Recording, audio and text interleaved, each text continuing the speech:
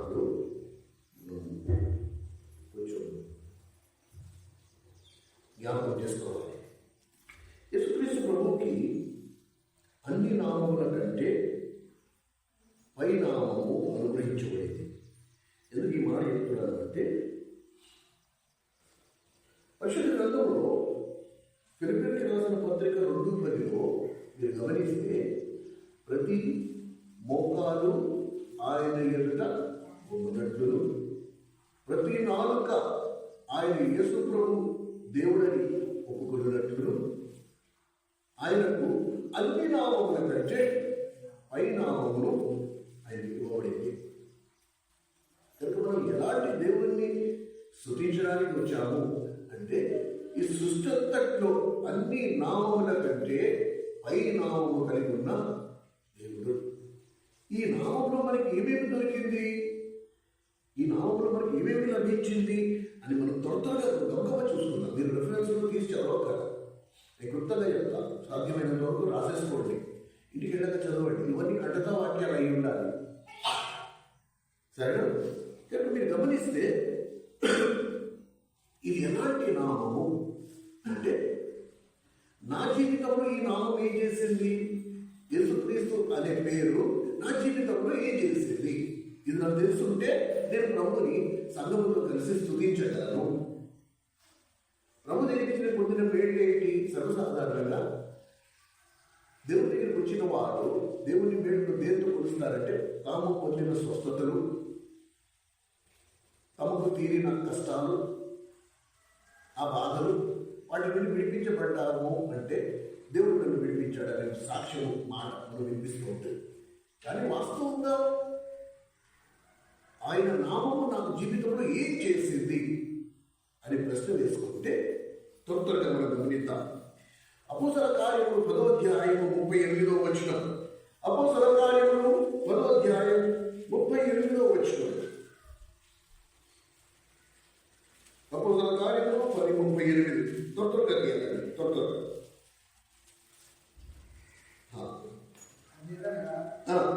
దేవుడు నజరేయుడైన యేసును పరిశుద్ధాత్మతోను అభిషేకించినది దేవుడు ఆయనకు తోడైయుండును గనుక ఆయన మేలు చేయుచు అపవాది చేత పీడింపబడిన వారందరినీ స్వస్థపరచుచు. అదిగో నాకు ఆయన నామములో నాకు ఏం దొరికింది? ఆయన అందరికీ మేలు చేయించు, అపవాది చేత పీడింపబడిన వారిని అందరినీ. నాకు ప్రభు పేరు ఏం కలిగింది? స్వస్థత. ఏ స్వస్థత? శారీరక అనారోగ్యం నుండి స్వస్థత కాదు. ఏ స్వస్థత కలిగింది? అపవాది చేత పీడింపబడుతున్న వారు. అపవాది చేత పీడింపబడుతున్న వారు ఎవరు? ఈ లోకంలో ఉన్న వారందరూ. కనుక అపవాది చేత ఎలా పీడింపబడుతున్నా, నాకు అన్ని ఉన్నాయో తృప్తి లేదు, అన్ని బాగున్నా సరే సంతోషం లేదు. కనుక ఏమి వేటికి దేవుడు నన్ను అర్హుడిగా చేశాడో అవన్నీ నా దగ్గర నుంచి దోచేసుకుంటున్నాడు. కనుక అపవాది చేత పీడింపబడుతున్న వారిని ఆయన నామంలో ఆయన ఏం చేశాడు? మనల్ని విడిపిస్తూ వచ్చాడు. అందుకని ఆయన నామం అన్నిటికంటే పైనామము. ఎంత అద్భుతమైన మాటలు ఉన్నాయో బైబిల్ గ్రంథంలో, ఆశ్చర్యం వేస్తుంది. ఎన్నిసార్లు చదివినా అందులో నూతనత్వం. 1 కొరింథీయులకు రాసిన పత్రిక 6వ అధ్యాయం. 1 కొరింథీయులకు రాసిన పత్రిక 6వ అధ్యాయం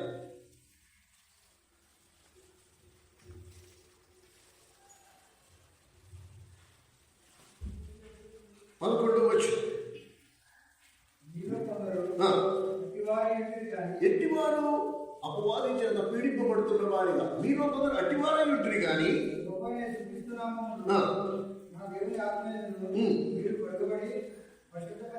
మూడు విషయాలు: కడుగబడి, పరిశుద్ధపరచబడి, నీతిమంతులుగా. మూడు విషయాలు నాకు జరిగాయి ప్రభు నామములో. నేను ఫస్ట్ కడగబడ్డా, పరిశుద్ధపరచబడ్డా, నీతిమంతుడిగా తీర్చబడ్డా.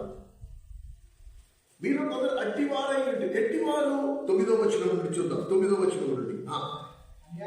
అన్యాయస్తులను దేవుని రాజ్యమునకు వారసులు కాగలరని మీకు తెలియదా?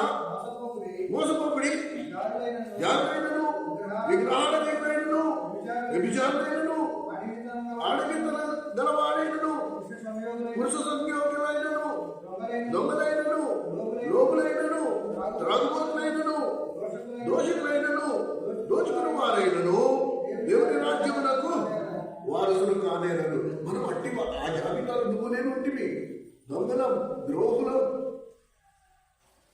మనం అట్టి వారమై ఉంటివి. కానీ ఇప్పుడు ప్రభు నామంలో ఏం చేయబడ్డాము? కడగబడ్డాము. ఫస్ట్ ప్రభు తన రక్తంలో నా పాపములు అన్నిటినీ అడిగాడు, నన్ను పరిశుద్ధపరిచాడు. అంతేకాదు నన్ను నీతిమంతుడిగా తీర్చిదిద్దాడు. నీతిమంతుడిగా తీర్చిదిద్దడం అనే మాటకు అర్థమేంటి? నేను పుట్టుక నుంచి ఇంతవరకు అసలు ఏ పాపము చేయలేదు. పాపం ఉన్నవాడు నీతిమంతుడు కాలేడు. కానీ ప్రభు నామములో ప్రభు నా జీవితంలో చేసిన కార్యం ఏంటి? నన్ను నీతిమంతుడిగా తీర్చాడు. నేను అసలు పాపమే చేయలేదు. ఎలా? నా పాప శిక్షంతో తన మీద వేసుకున్నాడు. తన మీద వేసుకుని నన్ను నీతిమంతుడిగా తీర్చి శృంగారపు దేవాలయంలోకి ఆ ముగ్గురు వెళ్తారు. పౌలు, పేతురు, యోహాను ముగ్గురు వెళ్తా ఉంటే పుట్టుకుంటి వాడు అక్కడ దేవాలయం బయట కూర్చుని భిక్షను ఎత్తుకుంటుకుంటాడు. ఇలా కళ్ళు బిత్తర చూపులు చూస్తున్నాడు. చూడగానే పేతురు అన్నాడు, వెండి బంగారం మా దగ్గర లేదు, కానీ మా దగ్గర ఏమున్నదో అదే నీకు ఇచ్చుచున్నాము అని చెప్పి వాడి చేపట్టుకుని లేచి నిల్చోబెట్టాడు. వాడికి నడవసాగాడు. ప్రభు నామములో, యేసు నామములో నీవు నడు అనగానే పుట్టుకుంటూ వాడు ఎన్ని సంవత్సరాల నుండి వాడిని నలుగురు మోసుకు తీసుకొచ్చాడు పెట్టేవాడు రోజు. అలాంటి వాడు లేచి నడవగానే వాడికి స్వస్థత కలిగింది.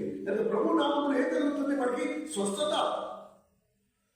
ఇప్పుడు ఈ సంగతి యూదులు చూశారు, ఈ సంగతి శాస్త్రులు చూశారు, పరిశీలి చూశారు. పరిశీలి చూడగానే ఇప్పుడు అందరూ సంతోషించారు కదండి. ఒక వ్యక్తికి మేలు జరిగింది, ఒక వ్యక్తిలో మార్పు వచ్చింది, ఒక వ్యక్తి బాగుపడ్డాడు, ఒక వ్యక్తి మారుమనసు పొందాడు. దుర్మార్గుడిగా ఉన్నవాడు సాధువు అయిపోయాడు, అనేకులకు ఆశీర్వాదకరంగా మారాడు. అలాంటి సమాజం మెచ్చుకోవాలా వద్దా? కానీ సమాజం ఏమంటుందో తెలుసా? చూడండి, 4వ అధ్యాయం. ఇది ఎంతో హృదయాన్ని తాకే మాట. అందుకని జాగ్రత్తగా గమనించండి. బైబిల్ 4వ అధ్యాయం 7వ వచనం నుండి ఎందుకనగా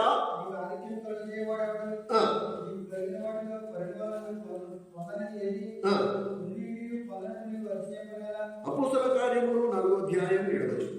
అపోస్తల కార్యములు 4వ అధ్యాయం 7వ వచనం.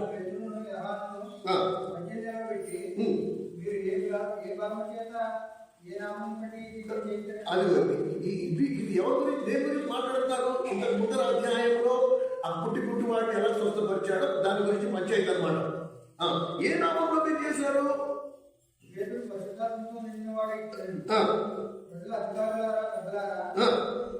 ఆ దుర్బలునికి చేయబడిన ఉపకారం గురించి వాడు దేని వల్ల స్వస్థత పొందినని మిమ్మల్ని విమర్శిస్తున్నారు కనుక మీరందరూ ఇశ్రాయేలు ప్రజలందరూ తెలుసుకోవాల్సినది ఏమనగా, ఇదిగో ఇక్కడి నుంచి జాగ్రత్తగా మీరు ఇశ్రాయేలు ప్రజలందరూ తెలుసుకోవాల్సింది ఏమనగా, అదిగో చూడండి, లెక్క పెట్టండి. మీరు సిలువ వేసినట్టు, మృతుల్లో నుండి దేవుడు లేపినట్టు,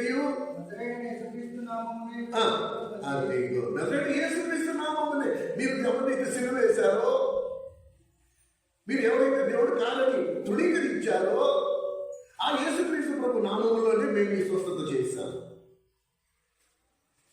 ఆయన తృణీకరింపబడిన వాడు, నీకోసం నా కోసం అసహించుకునబడిన వాడు. ఇశ్రాయేలు అందరూ ప్రభుని అసహించుకున్నారు, అయినా ఆయన ఒప్పుకున్నాడు. పర్వాలేదు, నన్ను అసహించుకున్న పర్వాలేదు, నేను ఒక ప్రత్యేకమైన పని కొరకు పంపబడ్డాను, నేను ఆ పని చేశాను. సమాజం అందరూ నన్ను అసహించుకున్న పర్వాలేదు. ఆయన నామంలో ఎన్ని విషయాలు జరుగుతున్నాయి. ఎక్కడ 2-3 నా నామంలో కూడి ఉందరో వారి మధ్య నేను ఉంటా. జీవము కలిగిన దేవుడు. మన ఇప్పుడు నేటి సమాజంలో దేవుడు ఎక్కడున్నాడో అని వెతకడానికి సముద్రాలు దాటిపోతున్నారు. దేవుడు ఎవరో తెలియని వాడు ఏం చేస్తున్నాడు? కాశీకి వెళ్తున్నాడు, గంగలో స్నానాలు, నదుల్లో స్నానాలు చేస్తున్నాడు. అది దేవుడు ఎక్కడున్నాడు? మోక్షం ఎక్కడ దొరుకుతుంది? ఈ అన్వేషణలో వయసు పెరుగుతున్న కొలది తమ దగ్గర ఉన్న ద్రవ్యాన్ని, డబ్బుని ఖర్చు పెట్టుకుని పుణ్యక్షేత్రానికి దర్శించడం దేని కొరకు అనుకుంటారు? అసలు దేవుడు ఎక్కడున్నాడు? నాకు ఎక్కడ మనుష్యాన్ని దొరుకుతుంది? కానీ కళ్ళ ముందరున్న దేవుణ్ణి వారు చూడలేని పరిస్థితి. మీకు ఒక మాట చెప్తా, ఇలా చూసుకుంటే ఇంకా చాలా ఉన్నాయి. యేసునామంలో మనకి దొరికినవి చాలా ఉన్నాయి, మనం దాన్ని లెక్కించలేదు. అయితే ఒక మాట యూదుడు ఎప్పుడు కూడా సిలువైపడ్డాడు. యూదులకు అతి తీవ్రమైన శిక్ష కనుక ఏదైనా ఉంటే అదేంటి? రాళ్ళు రువ్వి చంపడం. ఇదే మరణ శిక్ష అనేది ఎలా విధించబడుతుంది యూదులకి అంటే రాళ్ళు రువ్వి చంపం. సిలువ వేయడానికి వీలు లేదు. ఎందుకు? సిలువ మరణం ఎవరికి? శాపగ్రస్తులైన వారికి మాత్రమే సిలువ మరణం. సరేనా? ఇప్పుడు యేసుక్రీస్తు ప్రభు ఎందుకు పంపబడ్డాడు? నీకోసం, నా కోసం సిలువలో మరణించడానికి పంపబడ్డాడు. కానీ ఆ కార్యము జరగకుండా ఎన్నిసార్లు ఆయనని రాళ్ళు దువ్వి చంపాలనుకున్నారు తెలుసా? ఈ రిఫరెన్స్ దయచేసి మీరు రాసి పెట్టుకోండి. చూడండి, లూకా సువార్త 4వ అధ్యాయం. లూకా సువార్త 4వ అధ్యాయం 29వ వచనం. లూకా సువార్త 4వ అధ్యాయం 29వ వచనం. ఆగ్రహంతో నిండుకుని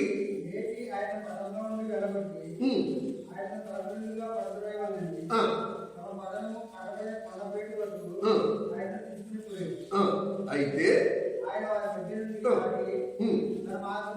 అదిగో ఎందుకు తప్పించుకున్నాడు ప్రభు? ఇంకొక రిఫరెన్స్ చూద్దాం. యోహాను సువార్త 7వ అధ్యాయం.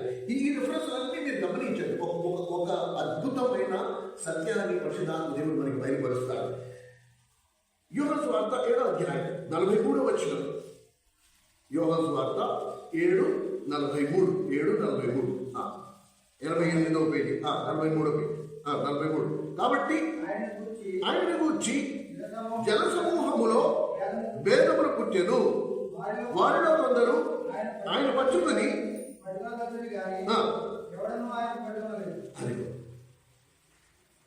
మళ్ళీ తప్పించుకున్నాడు. ఏమిటి? 10వ అధ్యాయం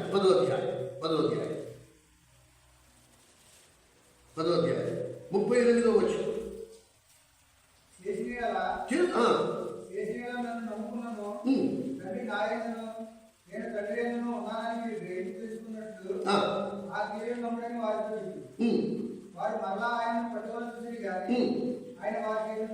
మళ్ళీ తప్పించుకుంటాడు. ఎన్నిసార్లు తప్పించుకుంటున్నాడో చూడండి. చివరికి వీళ్ళ ఉద్దేశం ఏంటంట? ఎందుకు ఇన్నిసార్లు ప్రయత్నిస్తారు పట్టుకోవడానికి? ఎందుకు ఇన్నిసార్లు ఆయన తప్పించుకుంటున్నాడంటే 8వ అధ్యాయంలో దాని సమాధానం మనకి దొరుకుతుంది.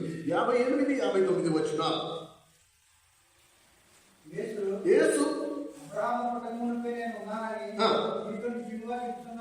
అది ఇక చూడండి. అబ్రహాము ప్రభు అంటున్నాడు, అబ్రహాము పుట్టక మునిపే నేను నీతో ఉన్నాను అనగానే వాళ్ళు అంటున్నారు, నీకు నిండా 50 ఏళ్ళు లేవు, నువ్వేం మాట్లాడుతున్నావు? అబ్రహాము పుట్టక ముందు నుంచి నువ్వు ఉన్నావా అంటే కాబట్టి వారు ఆయన మీద రాళ్ళెత్తి గాని యేసు దాని దేవాలయానికి వెళ్ళిపోయింది. అది ఇప్పుడు సమాధానం దొరికిందా? వాళ్ళు రాళ్ళు నువ్వే చంపాలనుకుంటున్నారు. ప్రభు ఎందుకు తప్పించుకుంటున్నాడు? ఆయన ఎవరైనా చంపేస్తాడన్నా? ప్రభు ఎందుకు తప్పించుకుంటున్నాడు? ఎందుకంటే ప్రభు దేని కొరకు వచ్చాడు? సిలువై పెట్టడానికి వచ్చాడు. రాళ్ళు నువ్వే చంపితే నీకు నాకు లక్షణం లేదు. ప్రభు దేని కొరకు వచ్చాడో ఆ పరిచర్య నిమిత్తము ప్రతిసారి రాళ్ళు నుండి చంపాలనుకున్నప్పుడల్లా తప్పించుకుంటూ వచ్చాడు. ఎందుకు? ఆ శిలువ మరణం కొరకు సిద్ధపడ్డాడు. కానీ ఎలాంటి దేవుణ్ణి మనము కీర్తించడానికి, స్తుతించడానికి వచ్చాము? మనం ఎలాంటి సమాజంలో ఉన్నామో తెలుసా? ఎన్ని స్వస్థతలు స్వస్థతలు. మీ జీవితంలో స్వస్థత జరగలేదా? మీ జీవితంలో దేవుడు అద్భుతాలు చేయలేదా? నా జీవితంలో దేవుడు అద్భుతాలు చేయలేదా? మనందరి జీవితంలో దేవుడు అద్భుతాలు చేశాడు. అలాగే ప్రభువు శరీరధారిగా ఉన్న కాలంలో కూడా ప్రభు అద్భుతాలు చేసిన వాళ్ళు ఉన్నారు. కానీ వాళ్ళు ఏమని వచ్చారు? కరెక్ట్ గా అన్ని మేళ్లు పొందారు, అన్ని ఆశీర్వాదాలు ప్రభు దగ్గర నుంచి పొందారు. కానీ కరెక్ట్ సమయంలో, నిర్ణయం తీసుకోవాల్సిన సమయంలో, ప్రభు కొరకు నిలబడవలసిన సమయంలో, ప్రభుని ఆరాధించే సమయంలో ఏం చేశారు వాళ్ళు? ఏమన్నారండి పిలాతుతో? మాకు బరబ్బను విడుదల చేయి, ఈ యేసుని సిలువేయండి. ఎవరైతే ప్రభు దగ్గర ఆశీర్వాదం పొందారు, ఎవరైతే ప్రభు దగ్గర స్వస్థత పొందారు, ఎవరైతే ప్రభు చేత విడిపించబడ్డారు, అపవాది యొక్క కుతంత్రం నుంచి విడిపించబడ్డారో అట్టి వాడు ఏం చేశారండి? ఏమంటున్నారు? యేసుని సిలువేయండి, బరబ్బని. ఎందుకు అలా వచ్చారు? ఎందుకు అలా వచ్చారు? ఎందుకండి? ఎందుకు బరబ్బని? ప్రభు దగ్గర నుంచి మేలు పొందారు కదండి. అలాంటప్పుడు ప్రభుని ఎందుకు సిలువేయమని వచ్చారు? బరబ్బని ఎందుకు విడిపించమన్నారు? ఎందుకు ఆ నిర్ణయం తీసుకునే సమయంలో ప్రభు కొన్ని నిలబడలేకపోయారు? సమాజంతో కలిసిపోయారు, లోకంతో పాటు కలిసిపోయారు, లోకస్తులతో పాటు కలిసిపోయారు. దాని ఎంత నిత్యనాశనము, నిత్యనరకమని తెలిసి కూడా సరే వాళ్ళు ప్రభు కొరకు నిలబడకపోవడానికి కారణం ఏంటి? ఎందుకు వచ్చారు? మాకు బరబ్బను విడుదల చేయి, ఈ యేసును సిలువేయండి. ఎందుకు? ఈయన అతి పరిశుద్ధుడు. మేము ఒక నరహంతకుడితో మేము కలిసి బతకగలం, కానీ ఇంత పరిశుద్ధమైన దేవుడితో మేము కలిసి జీవించలేము. బయట ఎవరికీ తెలియదు. మా అంతరంగంలో ఉండే లోతైన పాపముల విషయంలో ఈయన మాట్లాడుతున్నాడు. మాటికి ఆయన ముఖకాంతి మా మీద పడుతున్నప్పుడల్లా మా అంతరంగంలో ఉండే పాపం అంతా మాకు కనబడుతోంది. మేము సమాజంలో ఎంత పరువు ప్రతిష్టలతో బతుకుతున్నాం, కానీ ఈ యేసు మూలంగా మా పిటారంతా బయటపడుతోంది. ఆయన మాటికి పరిశుద్ధ గ్రంథంలో లేఖనాలు తీసి మాకు బోధ చేస్తున్నాడు. ఈ బోధకుడు మాకొద్దు, ఈ సేవకుడు మాకొద్దు.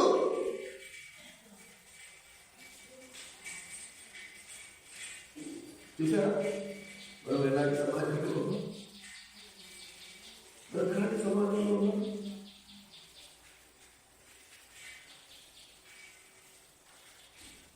అందుకే ఆరాధకుడు మంచి కుమారుడు భూమి మీదకి వచ్చినప్పుడు అట్టి ఆరాధకుడు తండ్రి కోరుచున్నాడు.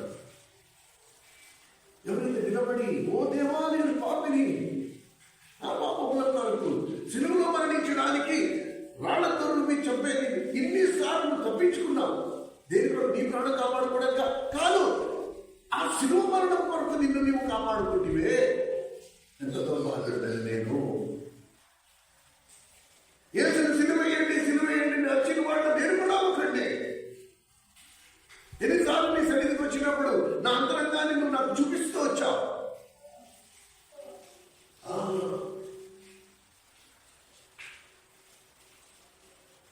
నువ్వు నాకు ఎప్పుడు మేళ్ళే చేశావు. యేసు అందరికీ మేలు చేయొచ్చు. అపవాది చేత పీడింపబడుతున్న వారందరినీ విడిపించను. నువ్వు నన్ను విడిపిస్తూ వచ్చావు ప్రభువా, నేను నిన్ను బంధిస్తూ వచ్చాను.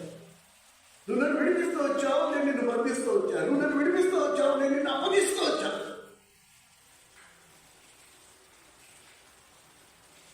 ఈ సమాజం నాకు ఇచ్చే పరువు ప్రతిష్టలో నువ్వు నాతో సహవాసం చేయాలనుకున్నావు, నేను నిన్ను సిలువకు అప్పగించా. నువ్వు నాతో సహవాసం చేయాలని ఇష్టపడ్డావు, నేను నిన్ను సిలువకు అప్పగించా. ఎందుకు? నువ్వు మహాపరిశుద్ధ దేవుడవు, నువ్వు ఎంతో పరిశుద్ధుడవు. కానీ ఎన్నిసార్లు నేను నీ దగ్గరికి వచ్చినా నాలో నాకు కొరత కనబడతా ఉంది.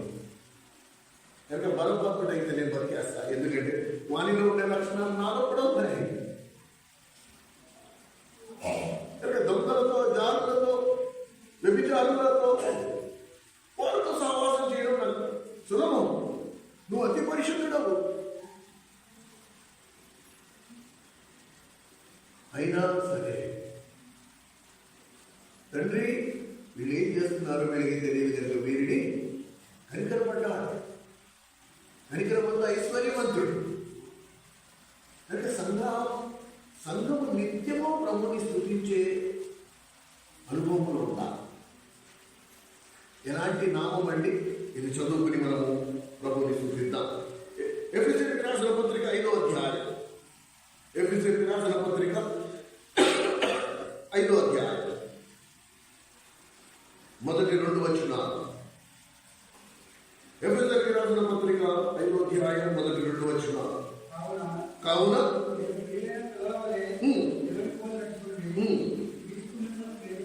క్రీస్తు మిమ్మల్ని ప్రేమించి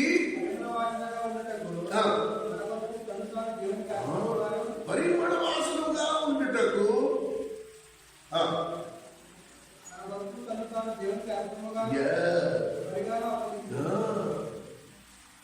మన కొరకు తనను తాను బలిగా అర్పించుకున్నాడు.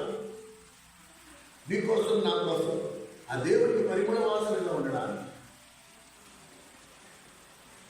ఆ ప్రభువుని ఆరాధించేవారు, ఆ ప్రభువుని స్తుతించేవారు ఎట్లా ఉండాలంట?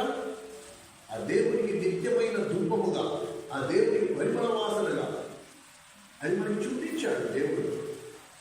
యేసుక్రీస్తు ప్రభువు ఆ పరలోకమందున దేవునికి పరిమళ వాసనగా ఉండడానికి తను తాను అప్పగించుకున్నాడు. అలాగే మనం ఎప్పుడైతే మన జీవితాలను ఉదయం అన్నట్టు ప్రభువుకి మన జీవితాలను సమర్పించుకుంటామో, ప్రభు కొరకు జీవిస్తామో, అప్పుడు మనం దేవునికి నిజమైన ఆరాధికులం అవుతాము. నన్ను ఈ మాటలను నేను ఇవాళ వాక్యం ధ్యానిస్తున్నప్పుడు ఈ సంగతి నన్ను చాలా తాకింది. ముమ్మారు ఆయన్ని చెప్పడానికి ప్రయత్నించినా సరే ఆయన తప్పించుకుంటూ, ఏంటి ఆయన తప్పించుకుంటున్నాడు, ఎందుకు ఇలా తప్పించుకున్నాడు అనుకుంటే, అప్పుడు చరిత్ర చూస్తే చరిత్రలో ఏముంది? యూదులు ఎప్పుడు కూడా సిలువేయబడకూడదు, కేవలం శాపగ్రస్తుడు మాత్రమే. అందుకనే లేఖనం గతిరాసిన పత్రికలు ఏం రాస్తుంది? ఆయన నీ కొరకు నా కొరకు శాపగ్రస్తుడు అవ్వాల్సి వచ్చింది. ఎందుకు? అబ్రహాము పొందిన ఆశీర్వాదము మనకి లభించినట్టు ఆయన మన కొరకు శాపముగా చేపడ్డాడు. రాజు మీద వేలాడువాడు శాపగ్రస్తుడు. శిలువ మరణము కొరకు తను తాను సిద్ధపరచుకోవడానికి ఎన్ని పర్యాయములు శాస్త్రములు పరిచయాలు ఆయన చెప్పడానికి ప్రయత్నించినా సరే ఆయన తప్పించుకుంటూ వచ్చి చివరికి తను తాను శిలువను అప్పగించుకున్నాడు. అందును బట్టి సంఘముగా మనం ఎంతైనా ఆయనను దించవలసిన వారు. కొద్ది సమయం మనందరం లేచి